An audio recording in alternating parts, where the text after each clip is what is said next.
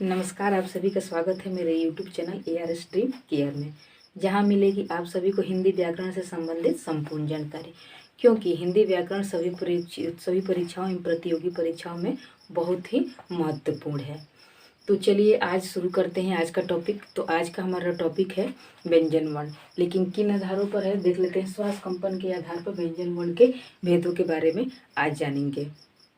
मैं पिछले वीडियो में समझा चुकी थी स्पर्श व्यंजन, संयुक्त व्यंजन, अंतस्थ व्यंजन और स्पर्श व्यंजन में। तो हम लोग पिछले वीडियो में समझ चुके हैं। तो चलिए आज हम समझ लेते हैं श्वास कंपन के आधार पर व्यंजन वर्ण के भेदों के बारे में। तो मैं यहाँ पर बोर्ड पर लिख चुकी हूँ कि श्वास कंपन के आधार पर व्यंजन वर्ण के कितने भेद होते हैं? 2। तो यहाँ पर प्रश्न भी बन सकता है, प्रश्न आता है एग्जाम में, या ऐसे प्रश्न आता है एग्जाम में कि श्वास कंपन के आधार पर व्यंजन वर्ण के कितने भेद होते हैं। तो हम उत्तर क्या लिखेंगे कि श्वास कंपन के आधार पर व्यंजन वर्ण के 2 भेद होते हैं। कौन कौन सा? अघोष और सघोष। फिर इसमें से ऐसे भी पूछ सकता है कि अघोष वर्ण किसे कहते हैं, तो उसकी परिभाषा को लिख देंगे, और या सघोष वर्ण किसे कहते हैं उसकी परिभाषा को हम लिख सकते हैं। कैसे भी मतलब घुमा फिरा कर क्वेश्चन पूछ देता है। तो कैसे भी घुमाया, जो भी क्वेश्चन होगा उसका सारा का आंसर सब इसी में समाहित है। तो चलिए समझते लेते हैं, और जो जहाँ जहाँ जिस टॉपिक पर जो भी क्वेश्चन आएंगे उसको भी समझते जाएंगे, क्वेश्चन बनाकर उसका आंसर भी समझते जाएंगे। तो यहाँ पर हो गया कि श्वास कंपन के आधार पर व्यंजन वर्ण के 2 भेद होते हैं। कौन कौन से? अघोष और सघोष। तो यहाँ पर जो सघोष है, सघोष को घोष भी कहते हैं। कहीं कहीं पूछ देता है कि घोष वर्ण किसे कहते हैं। तो घोष या सघोष कुछ भी हो, दोनों की परिभाषा एक ही होती है, एक ही मतलब निकलता है। तो कुछ भी हो, यहाँ पे घबराना नहीं है। सघोष पूछे तो वही परिभाषा लिखना है, और अघोष पूछे तो अघोष नहीं करो, सघोष पूछे तो वही परिभाषा लिखना है, और घोष पूछे तो वो उसका परिभाषा होगा। तो 1 नंबर हमारे यहाँ पे है। पहला भेद कौन सा है? अघोष। तो चलिए समझ लेते हैं अघोष वर्ण किसे कहते हैं। तो जिन वर्णों के उच्चारण में ध्वनियाँ कंपित नहीं होती हैं, जिन वर्णों के उच्चारण में ध्वनियाँ जो हमारी हैं, जो आवाज़ है वो कंपित नहीं होता है, उसे हम क्या कहते हैं? अघोष वर्ण कहते हैं। तो जैसे स्पर्श व्यंजन के सभी वर्गों के पहला और दूसरा वर्ण। तो ध्वनियाँ कंपित किन किन वर्णों में होती हैं? स्पर्श व्यंजन में जो 5 होते हैं, 5 वर्गों में स्पर्श व्यंजन होता है। 25 जो हमारे वर्ण हैं वो स्पर्श व्यंजन के अंतर्गत आते हैं। कौन कौन से? कवर्ग, चवर्ग, टवर्ग, तवर्ग और पवर्ग। तो इन जो 5 वर्ग हैं, 5 वर्गों के पहला और दूसरा जो हमारा वर्ण है वो कौन सा वर्ण कहलाता है? अघोष वर्ण कहलाता है। तो यहाँ पे मैं लिख चुकी हूँ क ख। ये जो क्या है? कवर्ग का है।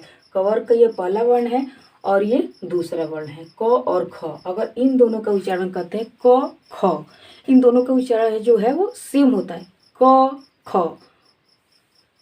और ये है च छ, ट ठ, त थ, प फ। तो 5 वर्गों के पहले और दूसरे जो हमारे वर्ण हैं वो किसके अंतर्गत आते हैं? अघोष वर्ण के अंतर्गत आते हैं। यानी इन वर्णों को कौन से वर्ण कहते हैं? अघोष वर्ण कहते हैं। क्लियर हुआ? तो एग्जाम में ऐसे भी पूछ देता है त और थ, त और थ ये वर्ण कौन से वर्ण हैं? तो हमारा उत्तर क्या होगा? ये वर्ण जो है वो अघोष वर्ण है। फिर दूसरा हमारा भेद कौन सा है? सघोष या घोष।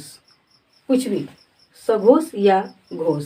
अगर पूछेगा कि घोष वर्ण किसे कहते हैं तो वही परिभाषा होगा, सघोष वर्ण किसे कहते हैं तो वही परिभाषा, क्योंकि दोनों सेम ही है, कुछ भी कह सकते हैं, घोष कहें या सघोष कहें। तो सघोष और घोष की परिभाषा को हम समझ लेते हैं।